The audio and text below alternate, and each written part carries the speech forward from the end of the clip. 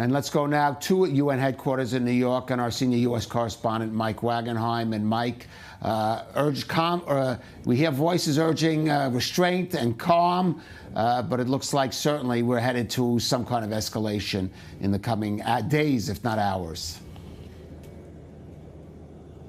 Yeah, the Security Council really does not have the power, the political will to impose any kind of restraint here on the region. It can call for it all at once. By the way, that quote we heard from Jonathan Miller, the Deputy Ambassador for Israel to the UN, talking about sending a clear message. He was referring to the assassination in Beirut, not to the assassination in Tehran, which Israel has not yet claimed responsibility for. He called out the quote-unquote rank hypocrisy of the Security Council for rushing to meet at Iran's request while being silent in the face of the attack on the Golan Heights, which took the lives of 12 children. He said that the Security Council should be cheering on the elimination of arch-terrorists and not call on both sides to show restraint. We also heard from the Lebanese chargé d'affaires to the UN yesterday saying that the victims, the true victims of those attacks in Beirut and Tehran were, quote-unquote, your ceasefire resolutions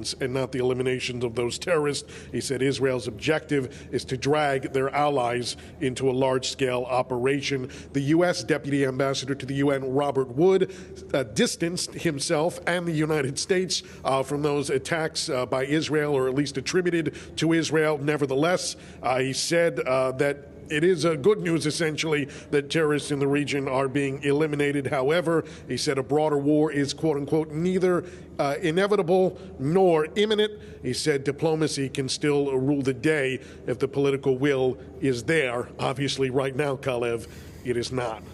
It is not, and we're just going to have to see what kind of role they might be, UN may be playing, or at least certainly the U.S. may be playing if things heat up in the coming days. Mike Wagenheim in UN headquarters. Thank you for that, brother. I'd like to remind ourselves of a Kissinger tactic or ordeal in the 1970s, both in our war against the Egyptians, where he made sure that, with the sentence, let them bleed, that both sides are equally tired of fighting. Same goes to saying about the Vietnamese War. When he wanted to get the North Vietnamese to the table, the U.S. went on a very strong attack in order to get things ready, cook for the table, that round table, that mind you, right, that took place. So this is a type of thing that we're seeing now. Both sides are tired.